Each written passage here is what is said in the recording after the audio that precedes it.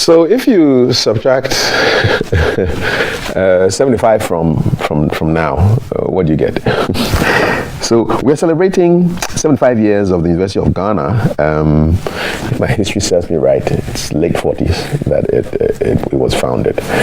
And to help us talk through the celebration, I have with me at the desk the Vice Chancellor of the University of Ghana, Professor Nana Abba Apia Amfo. And she's joined by the head of the Linguistics Department and co-chair of the UG at 75 Planning Committee, Professor Clement Appa. Good morning and welcome to GTV Breakfast. Good morning, Kapui, and thank you for having us. It's a real pleasure, and I wish you say congratulations to all of us for the 75th anniversary. Yeah, congratulations. Yes, indeed. How does it feel to be part of an institution that's 3/4 of a century old, Professor? Wow. PC. It's amazing, isn't it? Well, the University of Ghana, as you were trying to do the math, was established in 1948. So it's actually next year that we turn 75. But Diamond is special, so we have to celebrate it in a special way. And so we are starting with the launch tomorrow at 10 a.m. at the Great Hall and celebrating all the way into our Diamond year. Okay. It feels great. Fantastic. Professor Appa, so you are on the planning committee for this celebration. That's right. What's the theme this year, this time around? It's a very loaded one. It says nurturing resilience, adopting technology, embracing humanism. Nurturing resilience, adopting technology, embracing humanism. Break it down for us. You say nurturing resilience, what are we talking about? Okay, so resilience speaks of what someone has become as a result of what they have been through, the capacity they have built, the grit that has brought them through something. And having been around for 74 years, through the ups and downs of the various decades, and in the most recent one, the pandemic that stretched every institution in the world, including universities, we believe that UG having come through them speaks of what we have, the resilience that we have, the resilience that we've built over the years. The other part of the theme, adopting technology. I mean, the recent pandemic actually brought to the fore the need to be technologically prepared for the future. It came at a time when UG didn't have the full complement of what we needed to go online teaching. So you had to scramble and get it done. And that speaks to the kind of resilience that we had. We had to find a way out, and technology came in very good at the time. Are you still using that tech now? We are. So even now, after the pandemic, as it were, we still have people doing, what's the term? Blended learning? Blended learning. Okay. So a lecture at the City Campus, for example, this week you go to meet the students in person, the following week is online, right? That allows us also to manage the space. We don't have crowds in halls, and we don't have the school crowded at all times, for example. So that is the technology bit. We need it, and going forward into the future, we cannot do without technology. So I'm sure the VC, if you ask her, she will tell you, she has a plan for making sure that every student who comes into the university has a way of interacting with computers to make their work easier, to facilitate what they do, and also to prepare them for the future. So what they call the VC is the one student one laptop project. Let's hear about that. Sounds good. Yes. Well, so the one student, one laptop project is actually one aspect of a three-pronged program intended at enhancing the University of Ghana's student experience through digitalization. So the first component is a classroom modernization, where we are modernizing our classrooms, putting in the technology that allows the lecturer to interact meaningfully with the students. That should even allow people to tune in from outside of the lecture hall. As he mentioned, we have to find ways of managing our space challenges without always resorting to brick and mortar solutions. And also make our education accessible to people, not just all over the country, but literally all over the world. And the second component is a one student, one laptop project, where we are seeking to use innovative ways to allow our students to have these laptops or handheld devices. You know, our objective is to train students who are critical thinkers, who are technologically adept, who are humane, culturally sensitive, and ready for the 21st century. And so what it means is that it doesn't matter the discipline that you are in, philosophy, archaeology, computer science, biomedical engineering, you need, as a graduate of the University of Ghana, to know your way around technology. I don't know how you're going to cope in today's world without that. And so this project, there are also three components of this project. So there's the component where we are partnering with various companies to be able to have laptops, allow students to buy these at reasonable prices. There are students who can afford to do that. So we facilitate that process. We are even looking at having an assembling plant on campus to aid all of this, and also to provide opportunities, internships, etc. for our students. And then we have the components where we are providing free laptops for needy students. In fact, last Thursday we had the first disbursement of 120 laptops to some identified needy students. And then the third part of this is to equip our computer laboratories, providing assistive technology. You know, we have differently abled students there. The University of Ghana is an inclusive community, and so we are seeking to equip such and other laboratories also for our students. And then the third component of the bigger project is to have what we called hotspot comfort zones, and that is to create comfort zones around our campuses. You know, Kafui, when you were there, I believe there were 5 halls. You know, everything was close to everything. But now the campus has expanded. How many halls do we have? We have, how many? I mean, it's a lot. More than 10, right? Oh, yes. I mean, the hostels. The number of how many students now? 66,000 students altogether. It's a whole constituency. Altogether, yes. And so, I mean, students in between lectures, they don't have places where they can relax, where they can hang out. So these are to create a restroom. Students can hang out in between lectures, and there will be hotspots enabled. Wi-Fi? So they can, absolutely. Nice one. So they can finish up an assignment, they can have some small group work, etc. Some of us passing through, can we log on to the Wi-Fi? Well, we have to talk about that. All right. Prof. Appa, there was a fair bit of the thing that I wanted to touch on, that humanism bit. What does that mean? She touched on it briefly. You know, in doing all of these things, we ought to be human, be sensitive to what makes the human human. We need to be sensitive to everything that the human being needs to make progress, in spite of all the technological assistance that we may get at any point. So this also follows from one of the pillars of the VC's vision, which is adopting humanism. I'm sure that she'll be able to explain even more, much better than I have done. Yes, thank you, Kafui. So taking it up from there, in fact, 2 of the key concepts that is underlining my leadership and everything that we do at the university now is technology and humanism. We see technology as an enabler. technology as an enhancer of everything that we do, whether it's our research, whether it's our teaching and learning, whether it's our community engagement or our extension services. Now, while we are doing all of this, while we are using technology more and more, we shouldn't forget that we exist as a university because of the human beings. We are there to serve society. We are there to serve the human beings. And so it's important that we keep the human being at the center of everything that we do. So it doesn't matter what we are doing.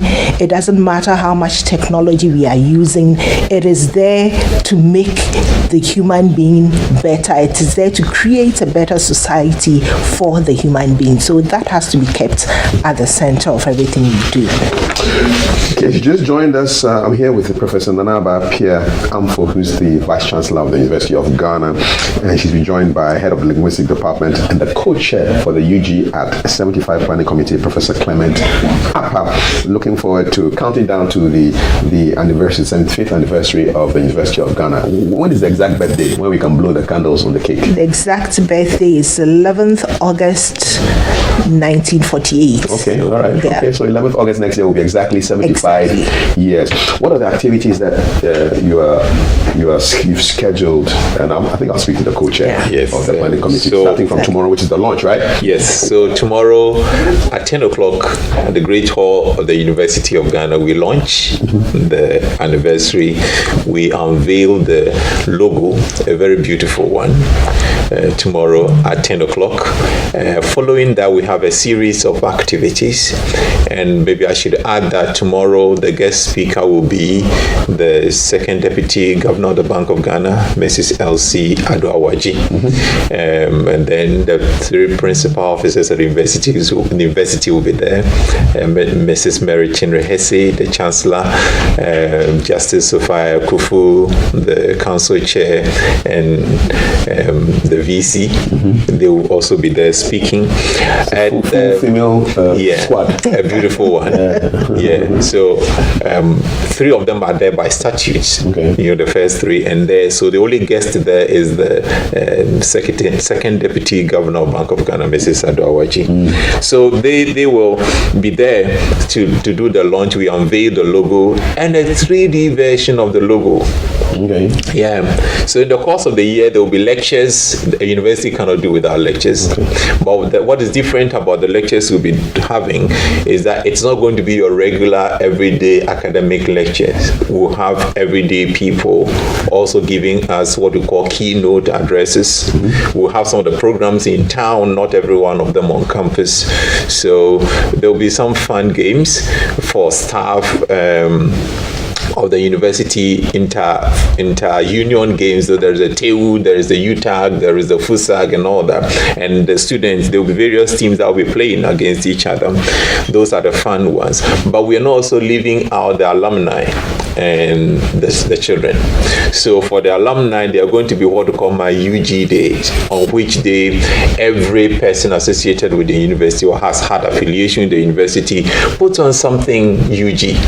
And we'll make souvenirs available in very good quality that you can wear. Take a photo, put it online, show your days when you were on campus or if you're still there on campus. So my UG days, a number of them in the course of the year. We also have children-focused activities. We don't want to leave the children in the community. The university has a basic school. Across the street on the other side, close to the police station, is the community school there. And then there are children in the university community who are not students of either of these schools. We want to bring all of them together into some kind of children's festival, including a swimming competition to be led by Legon Sharks, the team on campus. Then there will be an international conference. One other thing that targets children or people in the pre-tertiary level is what we call my tour UG. We want to open days where children can come to campus. We take them around, and at some point we will sit them down for them to ask us questions about university. We inspire them hopefully through that. My dad used to do that. Just drive through the university, and then he would tell us, listen, this and that and that. So I guess you are taking it to the higher level. Sure. All right. forgot to talk about the tour of the logo. Yes, the logo. So we have a very beautiful 3D version of the logo. Can we see it? Which was competitive. It will be unveiled. Not yet. Come to the launch. It will be unveiled. I'll ask. It will be unveiled tomorrow. All right. But the logo is we got it through a competition. Okay. Yeah, you open it up for people to design. Yeah. People affiliated to university, Okay. either students. Will the designer be there tomorrow? Yeah. Okay. The designer will actually know his logo was chosen tomorrow. Okay. All right. And be given his award for winning it. And then we have a 3D version of it, which will be touring campus. Oh, really? And the other campuses of the university outside of Accra. Where are the other campuses of the Kumasi, Accra. Okay. Accra City Campus. Accra City Campus, Kumasi City Campus, which is coming up, and then Takoradi City Campus. Okay. And then the learning centers across the various regions. Okay. One last thing. Yes. We hope to use this opportunity to also highlight our heritage as a nation. UG has a museum at Menchia that people don't know about. Really? Yeah. Since when? Sounds forever. Really? Yeah. I've been in Kumasi for years. I never knew there was UG. So these are some of the things. At Menchia? At Menchia. Inside the palace? Yeah. Really? Yeah. So what we want to do is to work. We started talking to some people, including some people interested in heritage. We want to do a tour, not just of the UG sites, but we want to include some historical sites. Okay. If there is a monument somewhere that people don't know about, that we can riding on this highlight or put some attention on, we will do that. I'm wondering how many alumni we have from the University of Ghana. I mean, We'll have to go into the records too, but it has to should be a lot. It's in thousands. Yeah, it must be tens of thousands. Yeah. Definitely. Yeah. And I see the hashtag UG is 75. UG is 75. So that's going to be marking the Diamond Jubilee. I was looking at that picture of all the women who were flanking the president, and there was a chancellor. I was wondering, what's the difference between a chancellor and a vice chancellor? How does that work? Okay, so the chancellor is the head of the university. In our case, it's ceremonial. Okay. So the chancellor is not involved it's not actively involved in the governance and management of the university. I mean, she only comes in when it's so critical and Okay. I mean, things are really getting out of hand. All right. But she's there, someone that we can go to and consult and seek advice. And she also has statutory roles that she plays in awarding degrees and also gracing very important ceremonies. Okay. So she's almost like a ceremonial president, and you are like the prime minister. Exactly. Okay. All right. Exactly. Okay, great. And it's just interesting that all the people at the top there are women. Yes, and it's happening for the first time in our history. It took us quite a while to get there. And so it's a good time, and we need to celebrate that. How did you know that you were going to be? I mean, can you remember the day that you knew that you were going to be vice chancellor? How did the news come to you?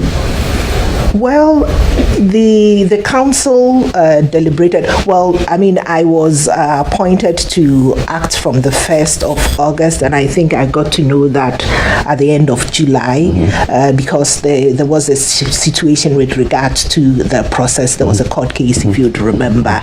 And so the council of the university met on, I think it was 20th October to finally deliberate on the report of the search committee, and I got a call from the registrar after that. You have a search committee?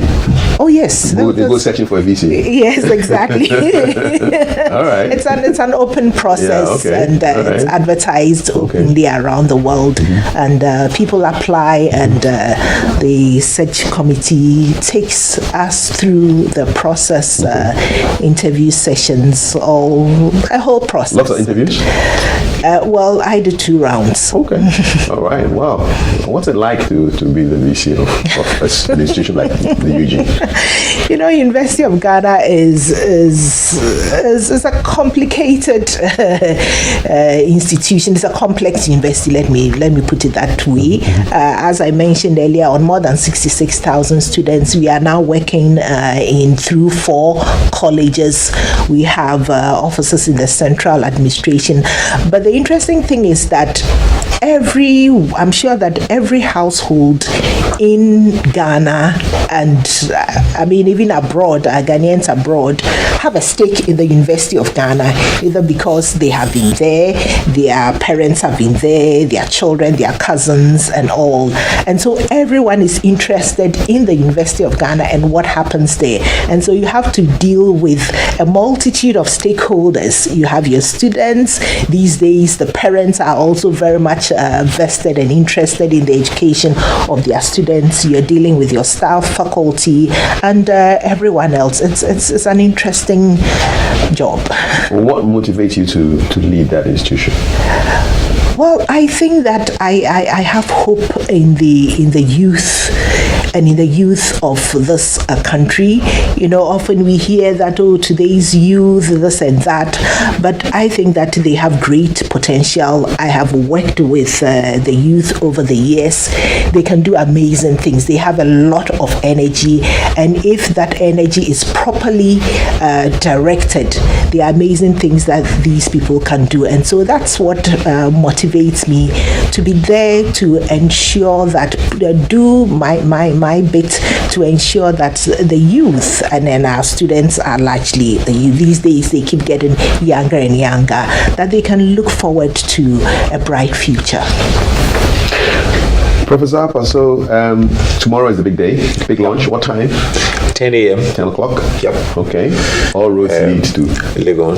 Okay. And up the hill. Up the hill? To the Great Hall. Yes. Okay. Yes. And it's going to be a beautiful ceremony, and not a very long ceremony. So anybody who intends coming after 10 p.m. is a very important part of it. Mm-hmm. We're going to keep to time. Okay. Yeah. Anything you want people to remember, to take away from this particular interview? Okay. So whatever your relationship with the University of Ghana is, the University of Ghana is, as our anthem says, the hope and glory of this nation. It is where we look to for research that brings a solution, where we look to for everything, the leadership that we need in bringing in important funding for research. If you look at all the institutions that we set up, what happened when COVID struck, Noguchi, WACBIP, and all that they did for this nation. This is our nation. It's time to celebrate with us. But you see, it's not just a celebration of University of Ghana. There's a celebration of higher education in Ghana. So you're all invited. Join us if you are in Accra. Join us online if you are not in Accra. Thank you. Prof. VC, before you go, you have these conversations that come up in the media about declining standards of education in Ghana. The graduates are coming out and they are not ready for the job market. As a leader of the premier university of Ghana, how do you feel about these comments, and what words of hope can you give to employers and industry and the graduates themselves? Yeah, Kafi, I bet that I may have to come back for a whole discussion Would love to have you back. Yeah. on this particular topic, because it's something which cuts across the every level of education, right from the basic level to the tertiary level. And you know that at the tertiary level, we are at the far end, receiving from the basic and the secondary level. Yes, there are general concerns about the decline of education at various levels, but also there are efforts at various levels to remedy this particular situation. At the University of Ghana, we're seeking through various means within the classroom and outside of the classroom. And the initiative I talked about earlier is one of the means in which we seek to prepare graduates for the world of work. And we cannot do that alone. We need partners. We need people in industry to support us in the training of our students. I can bet you that, in spite of everything that we say, there is no boardroom in this country where you will not find graduates from the University of Ghana. There is no credible institution here where we will not find graduates from the University of Ghana. So there are certain things that we are doing right, and we can only do this better, and we can do this with the support of everyone. Companies should be willing to open up for internships for our students. Alumni like you should be willing to come back, have an hour in the classroom with the students, so that it's, yes, I know you. I'll come. I started learning linguistics before I got to university, so we can come talk about the schwas and all that stuff. Oh, please call me. I'll come. Yes, exactly. So it's a collective responsibility for all of us. We are doing our best, and I'm reaching out to everyone who is affiliated to the University of Ghana, and that means virtually every Ghanaian, to come and support us to train our youth for the future. They are our future. We cannot give up in despair. We need to give them that hope, and it is possible for us to do that. This is a comment I got from a friend, Kakra Samoa. He says, the wonderful lady you are interviewing is more than a mere vice chancellor. With the population of the university, and you said 66,000, she's probably speaking the mayor of a town, if not a city. I congratulate her on her achievements. A lot of people, it's almost like running a little town. What's your biggest challenge as the leader of the University of Ghana? My biggest challenge currently has to do with infrastructure. That's a huge one, and that's why we are also exploring innovative ways of managing this way. Because let's face it, in terms of land space, we have limited land space. We cannot continue building and building and building. You have a lot of land, though. If we have all that, all those resources. Yeah. That's what you think, but it's not true. look at our numbers, right? Yeah, and that keeps increasing. And then we also need to be able to get everyone along, students, faculty, and staff, to buy into the vision. That is going on pretty well, and then we need money. How much?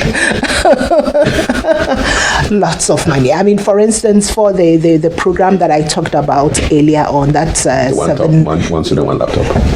That whole program of the Vice Chancellor's program to enhance the University of Ghana's students' experience. Yes, that's a $7 million project.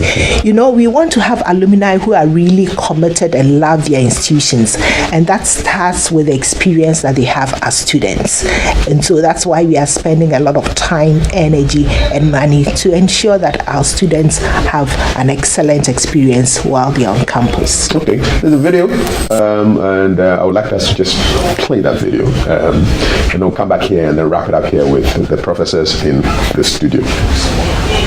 In 1948, 1075 next year, 2023. And we are poised to begin a year-long celebration right into our anniversary year. I am Nana Abba Apiamfo, Vice Chancellor of the University of Ghana, and I'm excited to invite all you out there, our students, our alumni, our staff, our affiliates, and all our stakeholders to join us in this celebration.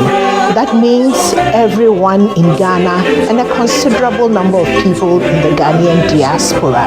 We are excited about our accomplishments.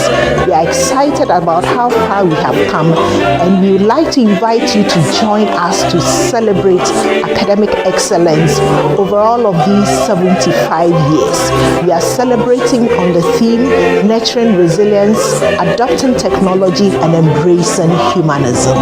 Join us for the launch on 31st August 2022 at 10 a.m. at the Great Hall right here at the University of Ghana, and all the other programs that we have outlined to celebrate 75 years of academic excellence and resilience. You are all cordially invited. University of Ghana turns 75 years.